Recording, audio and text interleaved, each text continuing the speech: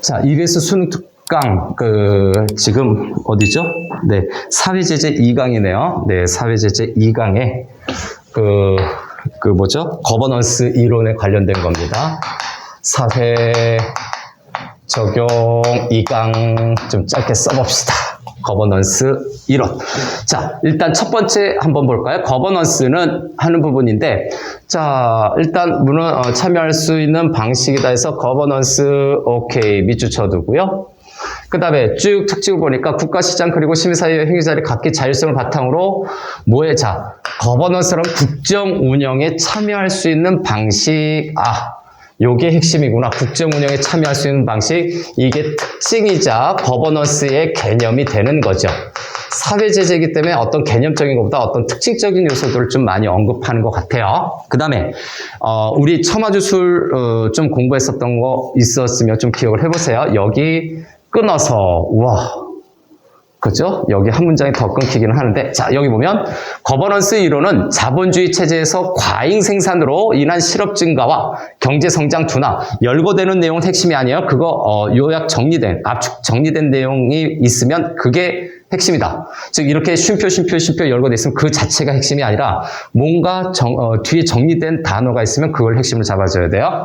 그래서 네, 세계화로 인한 국가 간의 경쟁 등과 관련한 정부의 개혁 필요성에 따라 본격적으로 논의되기 시작했다. 정부 개혁의 필요성에 따라 본격적으로 논의 요거죠. 오케이, 요거까지 첫 번째 정리할 수 있겠습니다. 그래서 특징과 개념이고 논의되기 시작했다. 요것도 특징이네요. 네, 특징인데 이 특징 두 번째는 논의 시점이죠. 논의가 시작이 됐다라는 점. 요거는 국정에 참여, 특징은 국정에 참여한다라는 점이죠. 그래서 일문단의 소주제를 좀 간단히 정리하면 첫 번째 문장에 있는 거버넌스란 이거고 정부 개혁의 필요에 따라서 논의되기 시작했다. 특징이죠. 그래서 거버넌스의 이론이죠. 그래서 거버넌스라고 하는 것을 갖고서 이거에 대한 특징과 그 다음에 여기 거버넌스 이론이 있네요. 여기는요. 거버넌스 이론이죠. 거버넌스의 특징과 이렇게 써볼까요? 예, 거버넌스 이론의 특징이죠. 거버넌스 이론의 개념이라고 할까요? 네, 이론에 논의되기 시작했다. 이론의 개념으로 한번 좀 써봅시다. 너무 잘 쓰려고 할 필요는 없어요. 소수자는 여기서 뭐를 얘기했다? 거버넌스라는 것은 국정 운영에 참여하는 것. 그 다음에 거버넌스 이론이라고 하는 것은 정부의 개혁의 필요성에 의해서 논의되기 시작했다라고 하는 개념과 특징이겠죠. 그래서 요 말을 바뀌어서 썼네요. 예, 여기가 개념, 여기가 특징이면 되겠죠. 그래서 여기를 개념으로 그 다음에 이론의 특징을 체크하면 되겠습니다. 중간에 있는 거는 밑줄 쳐서 물어보면 그때 체크해보면 되는데 최종적인 내용만 보세요. 거버넌스의 특징도 여기에 들어간다고 했죠. 거버넌스의 특징이 또 뭐다? 협치, 공치, 동반자적 국정 운영 등 다양한 용어로 불리게 되고요. 그래서 특징, 이게 개념이라고 특징 첫 번째. 그 다음에 국가, 시장, 시민사회 등 사회 각 영역 행위자들 간 영향관계에 따라 형태가 다양하게 나타날 수 있다. 형태가 다양하다. 이렇게만 정리해도 되죠. 그래서 거버넌스의 개념, 그 특징 중에서 요건 뭡니까? 거버넌스라고 하는 저 부분에다가 연결이 돼야 되는 거야. 요 부분에다가 연결이 돼야 되는 것. 자, 첫 번째 문단 끝. 짧아서 저 정도로. 다음 두 번째 문단으로 넘어갑시다. 좀 길죠? 두 번째 문단. 아마 현대 사회와 좀 연결이 돼서 그런가 본데, 미국의 정치학자 피터스는 사람 이름 나오면 무조건 똥골뱅이 한번 돌려주자. 이 사람이 뭔 얘기했나? 그것을 괜히 꺼내지는 않았을 거니까. 그래서 거버넌스의 이론적 모형을 제시했다. 요거구나. 거버넌스의 이론적 모형을 제시했는데, 자, 그가 제시한 모형은 국가, 시장, 시민사회 영역관계를 바탕으로 크게 시장 정부 모형 1번, 참여적 정부 모형 2번이죠. 그 다음에 신축적 정부 모형 3번인가요? 그다음 탈규제적 정부 모형으로 어떻게 된다고? 나뉜다. 아, 이거 분류 분석한 거네요. 분류 또는 분석. 그래서 나눈 거죠. 네, 분류한 겁니다. 그래서 거버넌스의 이론적 모형이 여기에서 두 번째 문단의 중심 화제고요. 그 다음에 이거에 대해서 1번, 2번, 3번, 4번으로 분류를 했어요. 근데 이런 걸 이제 우리가 보면 좀 경험이 쌓이면 좀 알 수 있겠죠. 이런 거 있으면 순서대로 해서 순서대로 분류한 첫 문단은 첫 번째 걸 언급하겠죠. 그래서 여기서 두 번째 문단은 뭐를 얘기할 거야?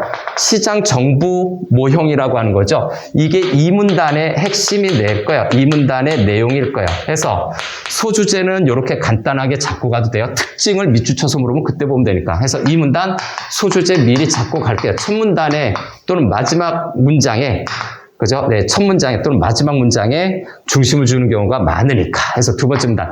앞에서 거버넌스 이어받아서 분류 분석하고 있죠? 그래서 요거는, 네, 거버넌스의 이론적 모형이고, 이 단락은 첫 번째 걸 이야기할 거예요. 바로 뭐다? 시장 정부 모형이죠. 시장 정부, 그죠? 네, 정부 모형을 이야기할 거라는 걸 어렵지 않게 짐작할 수 있어요. 자, 바로 볼까요? 먼저 시장 정부 모형에서는 시장 정부 모형이 이 문단의 핵심이죠. 이 문단의 핵심은 시장 정부 모형을 이야기하고자 했던 거니까. 그래서 시장 정부 모형에 대한 특징을 정리하러 가겠습니다. 그래서 문장을 좀 끊어서 보는 게 좀 나을 것 같아요. 너무 길어서. 나뉜다 해서 여기가 첫 문장이었죠. 굉장히 길게 쓰시네요. 이분은. 해서 지적한다. 그 다음에 이렇게 중간 좀 열거되는 건 좀 끊어주고 범위를 제한하기도 한다. 그 다음에 전제로 한다. 여기도 있고 이러한 해서 한다. 좀 끊어서 갑시다. 네, 쉼표 있는 부분, 네, 이어진 문장도 끊어서 갑시다. 그런데 다 여기까지. 그래서, 네, 고객주의라고도 한다 하는 부분인가요? 자, 뒷문장은 좀 천천히 해서 쭉 봐서. 자, 시장 정부 모형에서 핵심이었고, 네, 간주하고 해서 정부의 독점으로 정부의 문제가 하는 부분이죠. 그래서 정부의 문제가 관료의 정보 독점에서 정보 독점으로 발생하는 것이 문제 발생의 원인이죠. 그래서 이게 원인에 해당이 되고 문제는 결과겠죠. 정부의 문제는 결과죠. 인과적인 구성을 하고 있죠. 관료의 폐쇄성이 공공부문의 비효율성 내지는 실패의 원인이라고 지적한다 해서 정보의 독점, 네, 세모치고 첫 번째로 갈까요? 아무튼 문제점 되는 것. 다음, 관료의 폐쇄성, 세모치고 2번으로 들어가시죠. 그래서 문제점의 원인 첫 번째는 정보의 독점, 두 번째는 관료의 폐쇄성, 두 가지입니다. 그래서 정부 모형이고, 이 정부 모형에 대해서 이제 차차차차 좀 정리해보면, 첫 번째 문제점은요, 키워드만 적어, 문제점의 원인은 정보 독점이죠. 네, 원인이라고 여기 써놓으면 자, 정보 독점과 관료의 폐쇄성인데 폐쇄성으로 그냥 써놓을게요. 이렇게 짧게. 전통적인 관료 제하에서 관료들은 정보를 독점하고 정보 독점이니까 소속 부서의 의견을 최대한 관철하려고 노력하는데, 자, 정보 독점이니까 요거 지금 풀어서 설명한 겁니다. 따로 체크 안 할 거예요. 심지어 관료들 특정 문제에 대한 검토를 막아 의사결정의 범위, 요거는 체크해요. 의사결정의 범위를 제한다. 그래서 정보 독점 부분에서는 여기서 새끼를 쳐야 되겠죠. 해서 요거는 또 이렇게 1번으로 해서 1번이 아니라 그냥 이렇게, 자, 의사결정의 범위를 제한한다. 의사결정의 범위를 제한한다. 이렇게 좀 깊게 들어가는 거예요. 그래서 문제에서 밑줄쳐서 물어보지 않는 이상은 이거 정리할 때 읽는 시간만 좀 오래 걸리니까 문제에서 필요한 부분으로 읽어야 될 때 그때 읽으세요. 지금 이제 읽는 단계라고 해서 이렇게 보고 읽는 거지만 처음에는 문제를 잘 정리하자. 이러한 까닭에 시장정보 모형에서는 정보가 비효율성을 지닌다는 것을 전제로 한다 해서 비효율성을 전제해서 요 두 가지가 뭐라고? 자, 다시 해서 범위를 제한을 하고 그 다음에 비효율성을 지닌다 해서 비효율성 여기에다가 좀 적어 놓읍시다. 의사결정의 범위를 제한하기 때문에 비효율적이다. 이건 폐쇄성과 좀 관련될 것 같은데 위치상. 이러한 까닭에 시장정보 모형 전제로 한다 해서 비효율성을 시장정보 모형의 시장주의 원리로 해결하고자 한다 해서 이 비효율성을 길게 설명했으니까 어쩔 수 없어요. 예, 연속으로 가야죠. 그래서 시장주의 원리로 해결한대요. 뭐를? 비효율성을. 그래서 예, 체크하자면 시장주의 원리로 해결을 한다. 시장주의는 가격 중심의 자원 배분, 경쟁 원리 등을 지향하며 예, 그걸 추구한다는 얘기죠. 그래서 가격 중심보다 가격으로 최소한 줄여봅시다. 가격. 그 다음에 가격 중심의 자원 배분, 그 다음에 경쟁 원리죠. 경쟁이죠. 그래서 자원 배분인데 시장주의 원리의 핵심은 가격이죠. 그 다음에 경쟁이죠. 가격 중심의 자원 배분에서 자원 배분으로 착각할 텐데 중심은 가격을 통해서 분배를 이루어지는 거니까 가장 대표적인 것이 우리 부가가치세 같은 거. 자원의 효율적인 배분을 위해 원가 개념을 중시하고 해서 요 가격에서 뭐라고 이제 상하 개념을 좀 설정한 거예요. 여기 가격을 통해서 자원을 배분하는 건데 굳이 하자면 자, 해서 원가 개념을 중시 가격 대비 성능의 비율을 따진다 해서 이거 가성비라고 얘기하죠. 그래서 자원 배분인데 여기서 좀 더 갈게요. 그래서 원가 개념 그 다음에 우리가 얘기하는 가성비. 야, 두 번째 문단 진짜 길다. 뭐 이렇게 계속 이어갈까요? 자, 시장주의는 서비스 공급 과정에서도 경쟁을 통한 서비스 품질 관리에 관심을 두기 때문에 소비자가 제공받은 서비스에 대해 어느 정도 만족하는지에 대해 민감해 고객주의라고 한다. 그래서 서비스죠. 네, 서비스 공급에서 경쟁이 있고요. 만족에 관련돼서 고객주의죠. 그래서 고객평가 뭐 만점 부탁드립니다. 뭐 이런 얘기들이 좀 있을 거예요. 뭐 개인적으로 얼마 전에 이제 신용카드 갱신하느라고 그 배송 올 때 그 문자 있을 거예요. 고객 평가 만점 뭐 그거 부탁드린다고 오잖아요. 예, 그건 것 같아요. 그래서 개인적으로 그래서 첫 번째 이렇게 1번으로 왔고 아마도 여기 가격 경쟁인데 바로 요것이 2번으로 아마 설정이 되면 될 것 같아요. 여기서 이제 온 거지만 그래서 여기에서 좀 더 가면 원가 개념 가성비라고 얘기했고요. 그래서 요거 가격에 관련된 걸 얘기했고 그 다음에 두 번째는 경쟁에 관련된 겁니다. 그래서 요거는 경쟁에 관련된 건데 여기에다가 가격이라고 써놓으면 더 좋았을 것.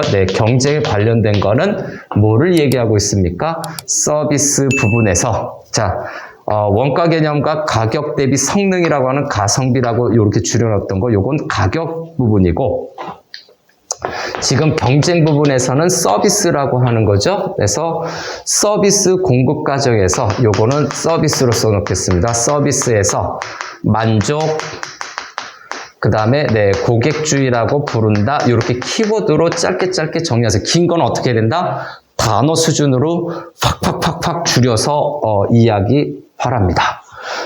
긴 문단은 순서대로 타고 가야 돼요. 설명문이기 때문에 공공서비스에서 인내심이 좀 필요하다. 그래서 그 인내심이 우리 그 단구 신화에 보면 웅녀와 마늘과 쑥을 먹고서 인간으로 변한 것처럼 그죠? 인간으로 변한 것처럼 그런 과정들이 좀 필요할 수 있어요. 이렇게 긴 문단은 인내심을 갖고 순서대로 쭉 읽어라. 가장 힘든 것이 가장 보람이 있을 거예요. 공공서비스의 질을 높이고 고객의 만족도를 높이기 위해서 공공서비스의 공급을 민간에게 맡기는 민간위탁도 고객주의 발상 중에 하나에 따라서 민간위탁도 고객주의의 발상 중 하나. 끊어야 되고요. 지향하며 끊고 앞에서 못했으니까 제한한다 해서 충원하고 하는 건데 이건 그냥 가도 되겠네요. 그래서 요거고 다시 한번 고객주의인데 이 고객주의에 대해서 한 번 더 치고 들어갔죠. 뭐라고요? 민간 위탁. 민간 위탁도 고객주의에 따른 발상 중에 하나이다. 시장 정부 모형은 시장의 효율성을 신뢰하기 때문에 이제 좀 바뀌어야 돼요. 세 번째는 효율성에 관련된 키워드로 좀 바뀌어가는 것 같네요. 효율성을 신뢰하기 때문에 시장과 협력하여 공공부문의 분권화를 지향하며 해서 효율성, 분권화를 추구하는 거죠. 이거 분권화 동그라미 해야 돼요. 효율성, 분권화. 그 다음에 관료에 대한 관리와 동기부여를 위해보다 그 뒤가 핵심이죠. 정당한 성과에 대한 보상과 경쟁이죠. 보상과 경쟁 등 민간 부문의 다양한 기법의 활용을 정부에서 민간 기법의 활용을 한다는 얘기죠. 그래서 효율성 플러스 뭐가 됩니까? 핵심은 이거죠. 민간 기법을 활용한다. 말을 줄여서 가보세요. 훨씬 더 와닿죠. 그래서 민간 기법을 활용한다는 이 민간 기법에는 뭐가 있다? 바로 보상과 경쟁이라는 거죠. 보상, 경쟁. 보상과 경쟁.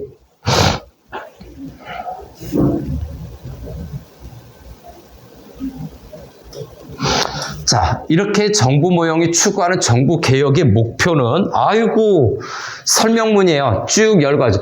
정부 개혁의 목표는 민간 부분처럼 경쟁을 통해 경쟁을 통해 인력을 충원, 우리 공무원 시험 공채 이런 걸로 봐야 되나? 인력을 충원하고 공공 부분을 효율화하는 것이다. 그래서 여기 좀 칸이 그래서 요거 거버넌스의 이론적 모형에서 요렇게 요 일문단을 좀 지워서 개념적인 것밖에 없었기 때문에 4번으로 두 번째 문단 여기가 아마 좀 독해할 때 승부처가 될 거야. 해서 저기에서 했던 효율성 체크했고요. 그 다음에 정부 개혁의 목표. 정부 개혁의 목표 어떤 건가? 요거구나. 경쟁을 통해서 이게 핵심이 아니에요. 인력 충원이죠. 인력을 충원해서 정부 개혁을 하는 거고요. 또 하나는 효율화를 하는 거죠. 효율화, 효율성 앞에서 얘기한 것 같은데 바로 앞에서 얘기했죠. 민간기법의 보상과 경쟁, 효율화는 보상과 경쟁. 해서 얼마 전에 하급 공무원도 또는 하급 직원도 얼마든지 많은 연봉을 받을 수 있다라는 어떤 정부의 논조가 좀 나왔었어요. 아마 그런 건가? 생각해 볼 수 있습니다. 다음 세 번째 문단. 그 다음에 네 번째 문단. 표시해 놓고. 자, 긴 거 했으니까 약간 숨을 돌려서, 좀 다시 한번 봅시다. 끝까지 기네요. 그죠? 그래서 다시 세 번째 문단, 네 번째 문단. 그죠? 세 번째 문단, 네 번째 문단. 차분하게 또 정리해야 되겠습니다. 만만치 않게 길다. 이런. 그래서 세 번째 문단, 네 번째 문단. 이제 들어갈까요? 오케이. 요 정도로. 요 정도로 해서, 오케이. 자, 세 번째 문단은 또 무슨 내용인지, 그 다음으로 이어서 여기 싹 다 클리어 할 거예요. 정리하시고. 이제 두 번째로 얘기했던 것이 아마 정부 참여 모형이었을 거예요. 앞부분에서 체크할 때. 참여적 정부 모형인가요? 여기네요. 참여적 정부 모형에서는 해서 바로 나왔네요. 그래서 요게 어떤 거다? 요게 바로 그 거버넌스 이론 모형 두 번째에 해당이 되죠. 그래서 옆에다 써보겠습니다. 요게 거버넌스, 그죠? 뭐라고 했죠? 거버넌스의 이론적 모형 두 번째에 해당이 되는 것이라고 봐야 되겠죠. 그래서 여기 또 다시 지워서 쭉 정리하겠습니다. 자, 됐습니까?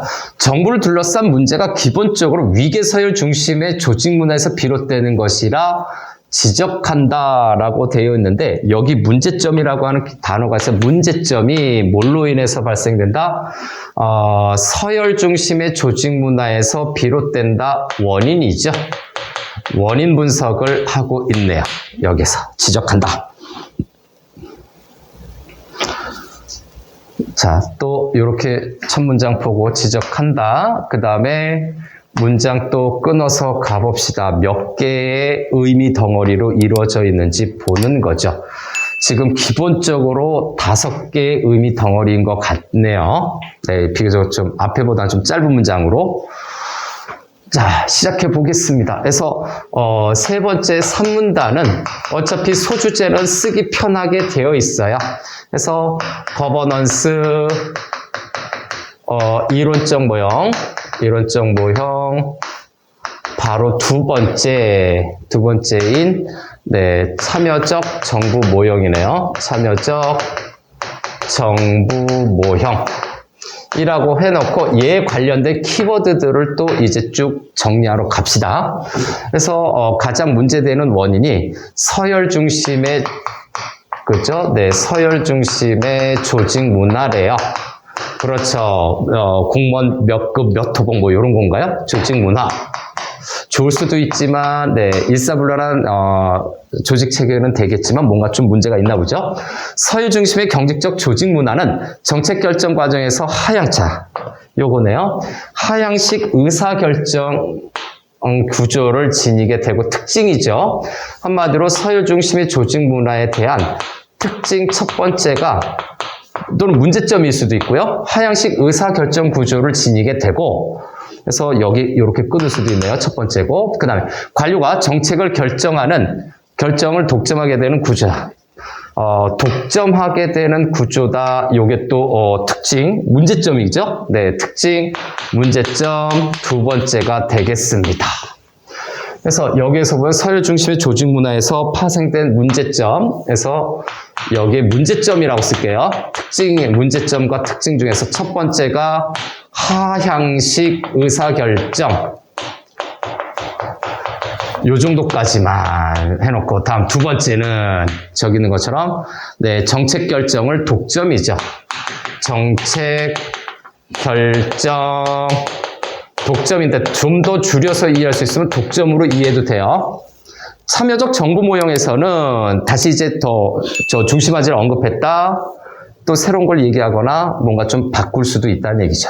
조직 내외 이해 당사자 간 소통을 강조하며 자, 요것도 또 밑줄 들어가야 되나요? 자, 이해 당사자 간 소통을 강조하며 참여에 초점을 두고 수평 조직으로의 개편을 참여의 초점, 그 다음에 수평 조직으로의 개편 이런 것들이죠.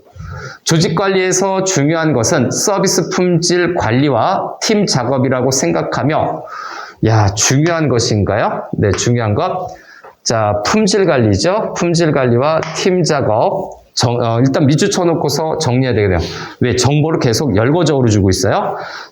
생각하여 정책 결정 과정에서 관료의 독점적 역할을 지향하고, 지향은 세모예요. 관료의 독점적 역할을 지향하고 민간 부문의 참여를 허용하면서도, 자, 민간 부문의 참여를 허용하면서도 상호 간의 적극적 협의와 협상을 강조, 협상, 강조. 정부가 어떻게 국가를 운영해야 하며 끊어서 하지 말고 이거 연속으로 쭉 가야 돼요. 문제점과 거기에 따른 어떤 해결 방안식 특징을 얘기하고 있으니까 자, 무엇을 해야 하는지에 대한 다양한 시민들의 참여 협의를 시민들의 참여와 협의를 핵심적 가치로 삼아야 같이 이렇게 할까요? 협의와 협상을 강조하는 것에 대해서 좀 더 자세히 얘기하는 거죠. 참여와 협의예요. 요 협의라고 하는 키워드가 같기 때문에 요 협의와 협상을 강조하는 것에 대한 더 구체적인 내용입니다. 이렇게 놓고 나서 중심 문장을 자신이 잡을 걸로 좀 보면 돼요. 문제에서 물어보는 걸 잡는 게 우선이고 그 다음에 만약에 이 두 가지라면 일반적으로 협의와 협상을 강조한다. 요게 잡히는 거예요. 이때 참여란 관료제 외부만이 아니라 관료제 내부에서 서열에 관계없이 일선 관료들에게 참여의 기회를 보장하는 것도 포함하고 있다. 자, 참여의 특징이죠. 참여의 특징 중에 하나가 외부에서도 물론 이루어지지만 내부에서도 어떻게 됩니까?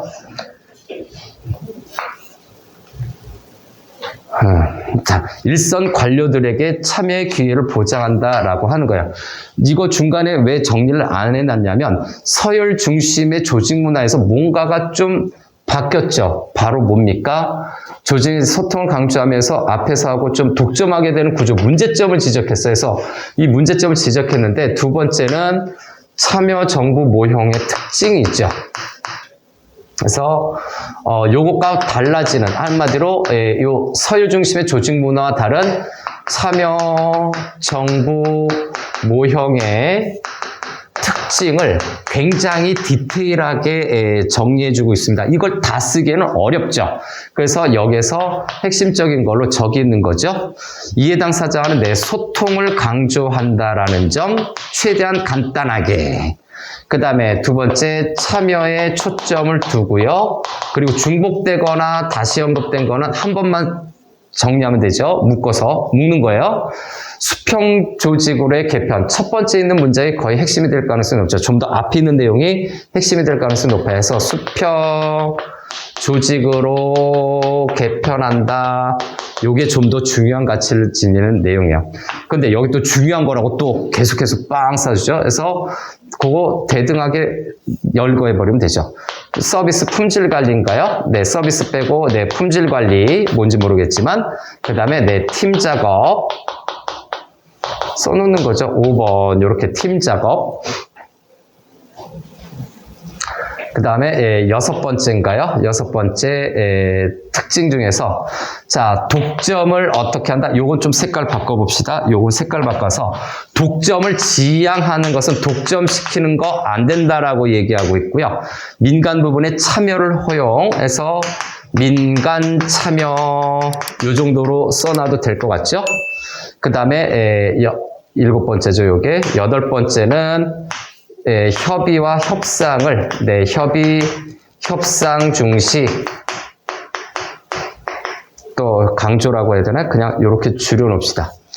그 다음에, 네, 참여 협의죠. 해서, 더하면, 네, 참여자까지 한꺼번에 그냥 묶어서 정리해버린 거예요. 이때 참여란에서 이 참여에 대해서, 다시 한번 또 얘기를 하고 있네요. 참여란, 어떻게 된다고? 이 참여란, 요거예요. 요거 참여. 내부에서도 참여할 수 있어요. 그래서 순서가 내부에서도 관료들이 참여할 수 있고 당연히 외부에서도 참여 가능한 것이다. 요 정도면 괜찮을 것 같아요. 그래서 그 참여 정부 모형에 대한 자세한 정리도 요렇게 두 번째 문단에 있었던 네, 시장 정부 모형도 나름대로 복잡했지만 여기는 또 열거하고 있죠. 그래서 어렵지 않은 단어들로 해서 네, 소통 더 줄이자면 참여, 수평, 그 다음에 품질관리, 팀, 독점 안 돼요, 민간, 그 다음에 협의, 협상, 참여, 하나, 둘, 셋, 넷, 다섯, 여섯, 일곱, 여덟, 아홉 개의 키워드로 그냥 압축해서 참여정부의 모형이라고 정리해도 됩니다. 너무 길게 내용을 가져가지 않아도 우리 머리는 이걸 충분히 이해할 수 있어요. 읽어서 이런 것이 중요하다. 독점은 안 된다라고 이렇게 표시해 놓으니까 구분할 수 있는 것. 다음 네 번째 문단으로 좀 넘어가죠. 자, 네 번째 문단은 실축적 정부 모형의 열거죠. 그래서 실축적 정부 모형 네모칸 쳐놓고 자, 요거는 옆에 또 써볼까요? 네, 거버넌스 이론적 모형이죠. 모형 세 번째. 앞에서 언급한 이론적 모형 세 번째. 실축적 정부 모형에 해당이 됩니다.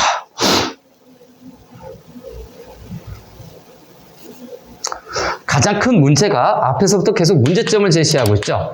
조직의 안정성, 영속성에서 비롯된다는 생각을 전제한다. 문제만 끊었네요. 그래서 이의 모형에서는 관료 조직의 안정성, 영속성이, 자, 안정성, 영속성 두 번 반복이 되어 있죠. 좀 이따 체크할 거예요. 정부의 효율성을 저해하는 거예요. 이런 것들이 특징이죠. 생각한다라고 하는 거죠. 됐죠? 다음 넘어가기 전에 여기 또 정리 들어갈 거예요. 네 번째 문단으로 이제 또 체크 들어가겠습니다. 여기 4문단으로 좀 바꿔서 이론적 모형 넘버 3. 열거적인 정보이기 때문에 네, 4문단. 그래서 요거는 넘버 3가 되는 거고, 신축적 정보 모형이죠. 요것만 또 바꾸겠습니다. 신축적 어떤 거지? 네, 서열 중심 요것도 좀 지우고, 그 다음에 특징 요거 있는데 요거는 또 차차 지워 가겠습니다. 그래서 여기서 보는 안정성, 영속성이 효율성을 저해한다. 그래서 여기서 첫 번째 또 들어갈까요? 안정성, 네, 영속성이죠. 네, 계속해서 이어지는 영속성. 좀 변화가 없는 거죠. 고인물이 되는 거죠. 영속성이 효율성을 어떻게 한다고? 효율성을 떨어뜨린다. 요건 뭐 별로 어려운 표현이 아니니까 쉽게 정리할 수 있죠. 거의 핵심일 것 같은 느낌이 들어요. 자, 다음 계속해서.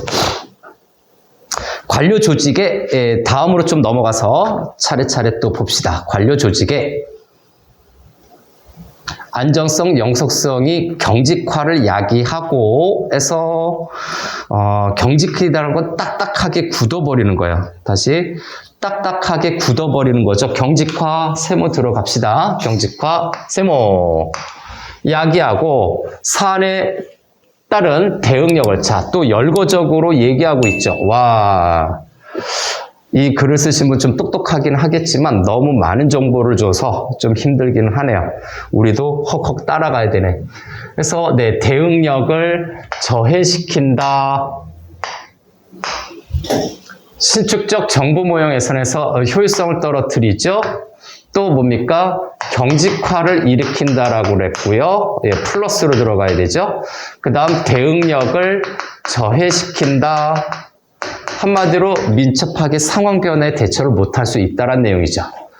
신축적, 요렇게 이제 접속어가 없는데, 요렇게 갑자기 신축적 정보 모형이라 하는데, 또 신축적 정보 모형에서는 이라고 하는 걸 새로 나오면, 뭔가 새로운 내용이라든가 좀 더 구체적으로 파고든다는 뜻이에요.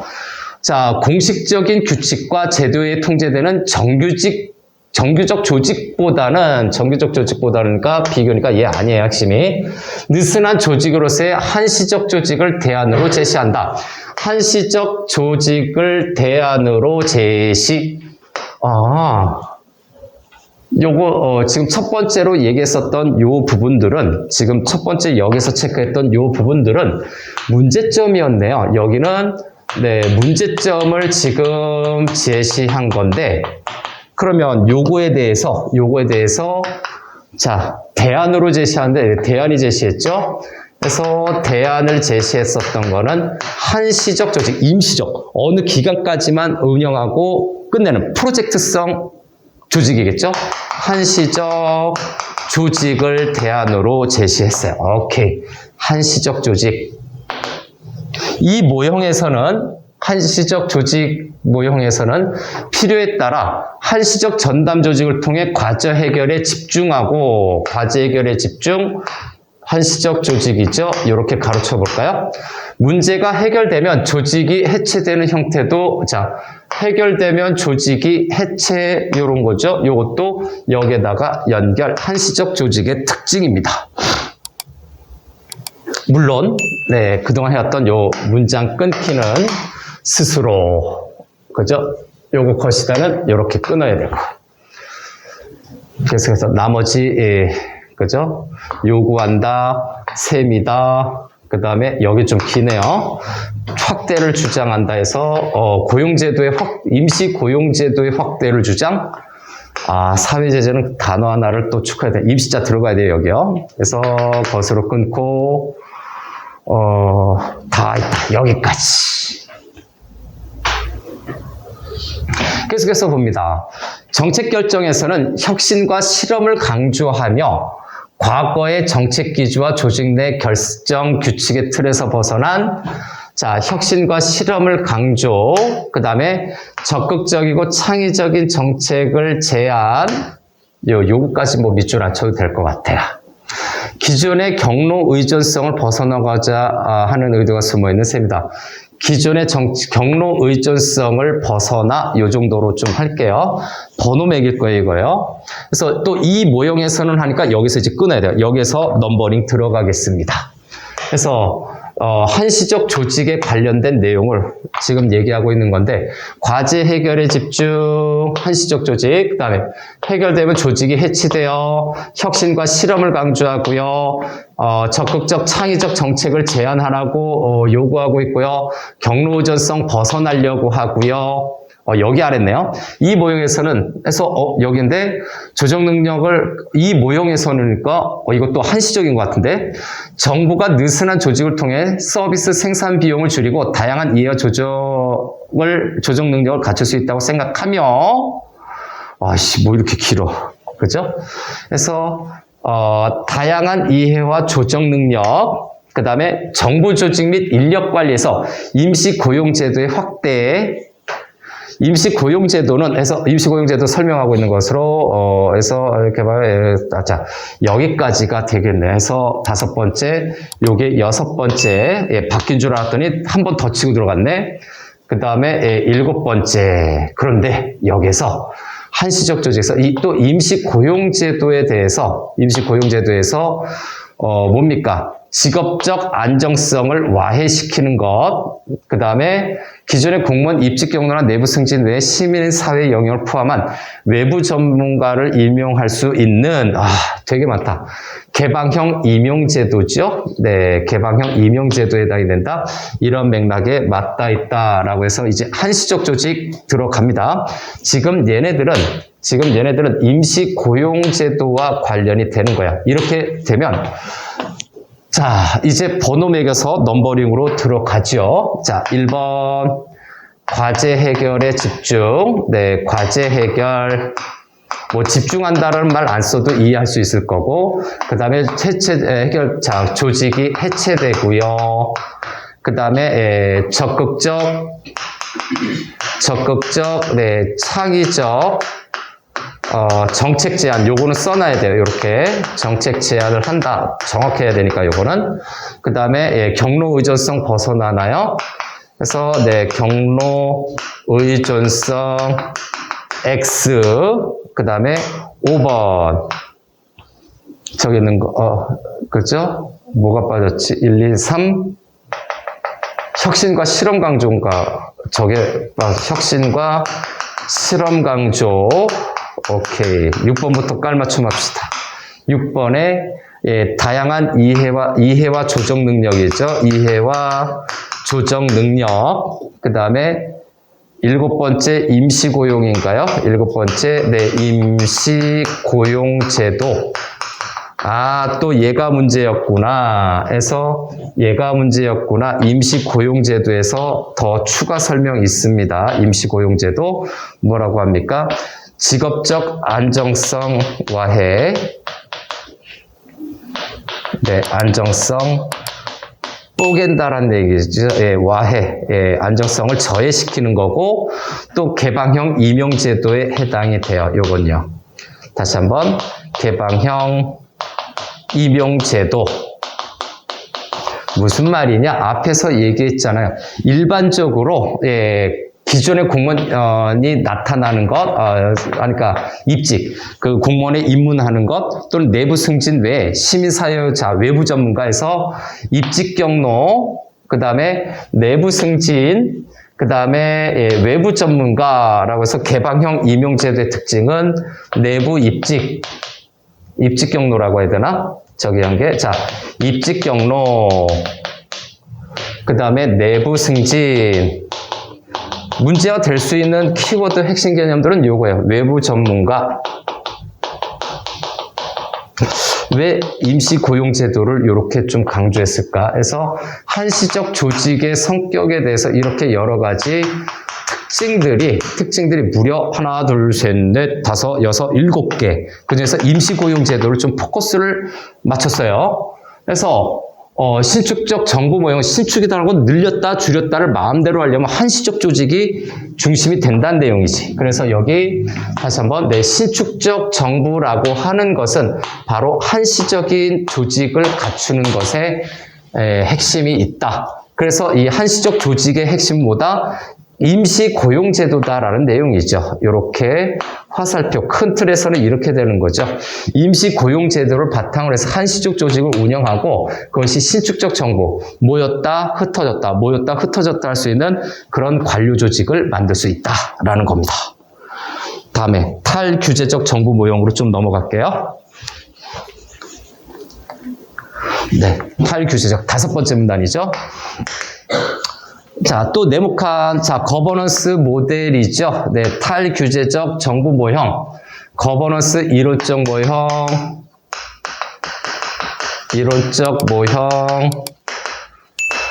이게 몇 번째? 네 번째인가요? 네, 네 번째죠.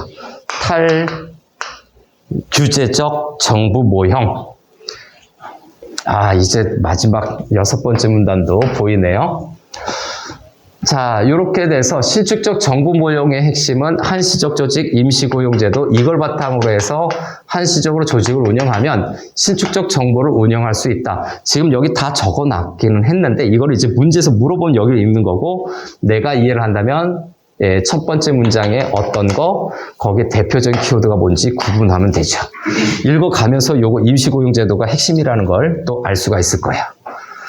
그래서 어쩔 수 없이 이렇게 차례차례 읽는 거고, 역시 또 마침표 단위로 또 나눕시다. 앞에서 이렇게 또 따라서 이런 접속어 있으면 우리가 좀 도움이 되죠. 여기서 뭔가 결론을 내주거나 정리를 해주는 거니까 마침표, 그 다음에 길죠. 생각하면 너무 기니까 한번 끊고, 그 다음에 문장은 전체 하나, 둘, 셋, 네 문장밖에 안 되네요. 그런데 실질적으로는 5개 덩어리로 있다. 저기 중간에 끊을 수 있는 것.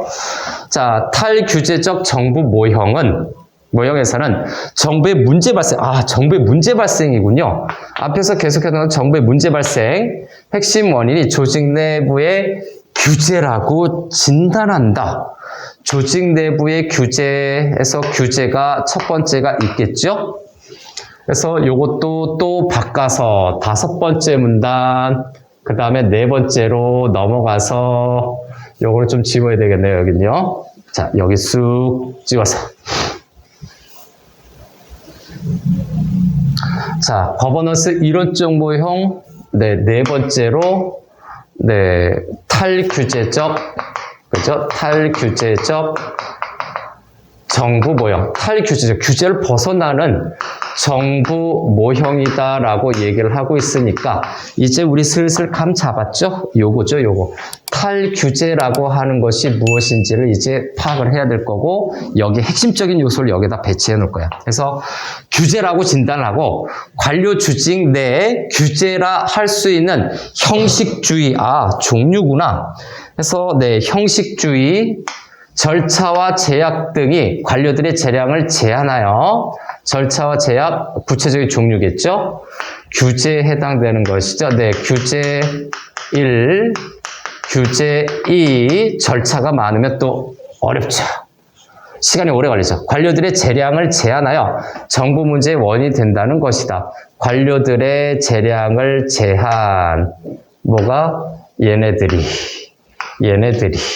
그래서 규제의 근본적 문제점이 되는 거죠. 이게 근본적 문제점은 재량을 제한하는 거야. 따라서 탈규제적 정부 모형에서는 관료 조직 자체의 개선 방안보다는, 요거 말고 뒤죠. 끊을게요. 조직 관리에 대한 처방으로 규제를 축소하여 조직 구성원인 관료들의 자유와 재량 확대하는 방안을 마련하는 것에 초점을 둔다. 핵심은 뭐다?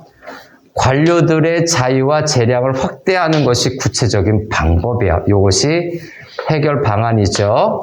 그래서 이것이 해결 방안의 핵심이 바로 자유와 재량을 확대하는 것이죠.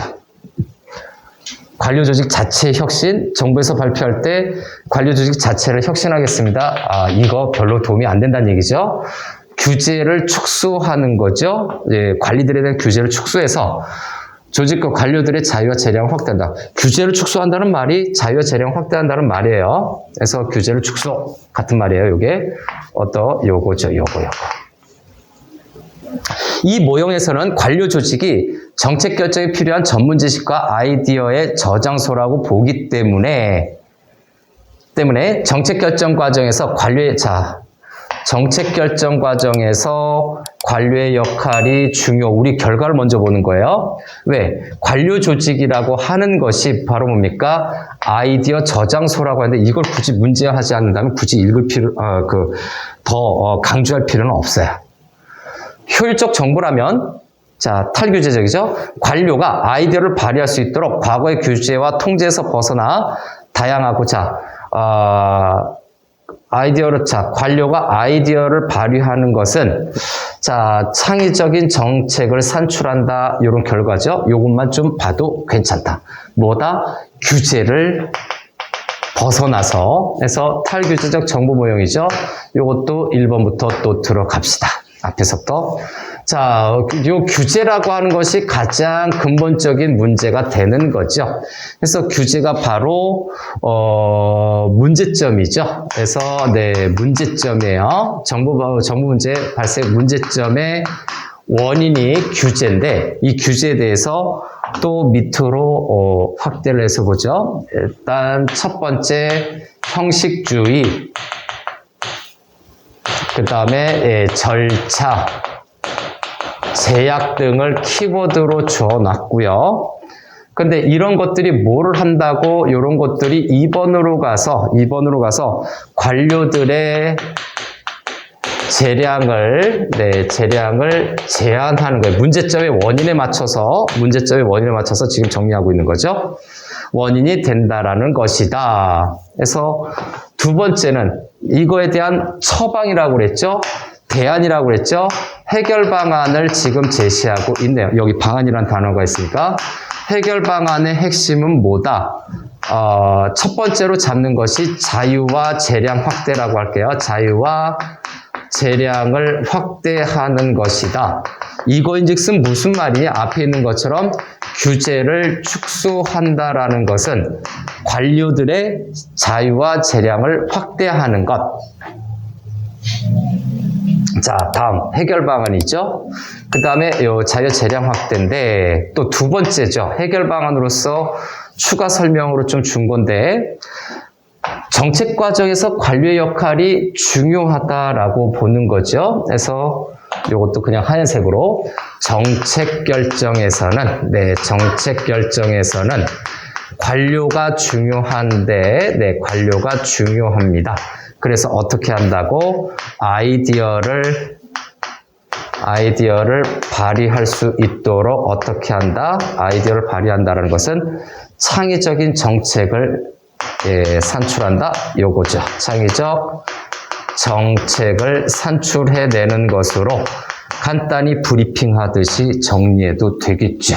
그래서 해결 방안의 큰 카테고리에서 결국은 자유와 재량을 확대하는 것이 핵심이다. 한마디로 규제를 축소하는 것이다. 이게 같은 말이죠. 요거 핵심은 요거네요.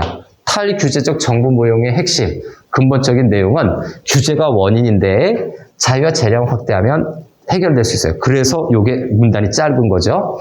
앞에 두 번째 문단이 길었던 건 연결될 수 있는 포인트들이 많았고 마지막은 좀 가볍게 마지막은 의의를 제시하고 있죠. 여기 의의예요. 그래서 여기 의의가 바로 보이죠? 거버넌스는 해서 중심 화제였습니다. 이게 거버넌스 중심 화제에 대해서 분류해서 나눠서 지금 언급했었죠. 의의를 지닌다는데 어떤 의의인가요? 사회학 영역 간의 관계를 고려한 국정 운영이다. 그래서 요거 5문단이었죠? 5문단이었고 6문단의 핵심은 거버넌스의 의의죠. 거버넌스의 의의 또는 그 이론이죠. 이론의 의의를 얘기하는데 관계를 통해서, 네, 관계를 통해서 국정 운영을 한다. 거버넌스는 좀 밑으로 내려서 더 볼까요? 더 올려서 이제 얼마 안 남았네요. 그래서 거버넌스 이론은 국정 문제에 대한 일방적인 결정보다 좀 더 위로 올릴게요. 자, 사회 각 영역의 행위자를 고려한 결정에 가치를 부여하고 하는 것에서 행위자 부분으로 밑줄 들어가겠습니다. 이 부분에서. 자, 이 부분에서 좀 추가할 수 있는 거는 요거죠. 행위자를 고려한 결정에 가치를 부여하고 있다는 점에서 환경 변화의 복잡성에 대응하기 위한 정부 운영 체계의 유용한 시사적 의의죠. 그래서 국정 운영이고 하나 더 치고 들어가면 행위자를 고려한 결정이에요. 행위자를 고려한 결정인데 유용하다. 의의는 유용하다라고 하는 거죠. 그래서 유용한 시사점은 의미 있는 시사점이다. 뭐 도움이 되는 시사점이다라고 정리하면 되겠습니다. 그래서 일단 지문을 정리를 했고 아까 문제 체크한 것처럼 2번과 3번이 좀 변형된 형태로 되게 좀 깁니다. 되게 긴데 또 여기 문제를 보니까 첫 번째 문제는 답을 찾을 수 없는 질문이죠. 이 질문이라고 하는 것에 대한 문제의 성격. 자, 답을 찾을 수 있는이라고 여기 얘기하고 있죠. 자, 질문이라고 하는 것은 뭔가 부족하거나, 원래는 뭔가 부족하거나, 또는 어떤 논리적으로 부족과 결함을 묻는 거죠. 결함을 묻는 것이다 라고 생각을 해야 돼요. 윗글에서 답을 찾을 수 있는 질문이라고 하는 것은 이 윗글이 결국 뭡니까? 이 부족과 결함을 묻는 건데 이것을 윗글에서 해결이 가능하다, 해결보다 답을 제시했다. 이렇게 생각하면 되겠습니다. 윗글이 답을 제시한 거예요. 이 부족과 결함이 있는 거에 대해서. 그래서 이 부족과 결함이라고 하는 것은 지문에서 언급 안 된 내용일 거예요. 그래서 네, 지문에서 언급 또는 네, 설명 안 된 것이죠. 설명 안 된 것을 보통 질문을 하는 거예요. 내 질문에 포커스를 맞춘 거. 이걸 질문하는 건데 이러한 것들이 언급이나 또는 설명이 안 된 것들에 대해서 생각을 해볼 수가 있는데 윗글에서 답을 찾을 수 있는 거랍니다. 대부분. 근데 설명 안 된 거를 찾는 거죠. 등장하게 된 계기 일문단이 있었던 것 같고 그 다음에 궁금오차 효율화에 관련돼서 방법으로 무엇을 제안 그 다음에 이런 데 대한 본격적인 논의는 어떠한 계기 그 다음에 위계 서열 중심의 조직 문화는 정책 결정에서 위계 서열 중심 요 부분인데 정책 결정은 눈으로 보고요. 어떠한 영향 그 다음 시장 정보 모형에서 공공 부분에도 민간 부의 기법을 활용해야 한다고 본 이유. 자, 민간 부분의 기법을 활용해야 되는 이유. 이렇게 해서 찾으면 되죠. 거의 나온 것 같은데. 그죠? 자, 다음에 2번 문제나 3번 문제는 보기라고 그랬어요. 네, 보기가 하나는 표와 그래프가 변형된 형태고 하나는 전형적인 문제에 해당된다. 이게 표 그래프 변형된 줄글 형태로 변형된 문제죠. 표 그래프가 안 나오는 대신에 길어진다는 점. 대신 선택지가 좀 짧아지는 거고. 넘어가서 요거죠. 요거는 이제 추가적인 내용인데 관료 조직이 발전한 이유. 지문에 없는 내용을 좀 외부 정보로 추가를 한 것 같은데 관련성은 있는 거죠. 그래서 요거는 지문에 대한 확대, 구체적으로 확대하는 부분이라서 비교되죠. 차이점 위주로 좀 물어보는 문제다라고 하는 겁니다. 일단 촬영은 마무리할게요.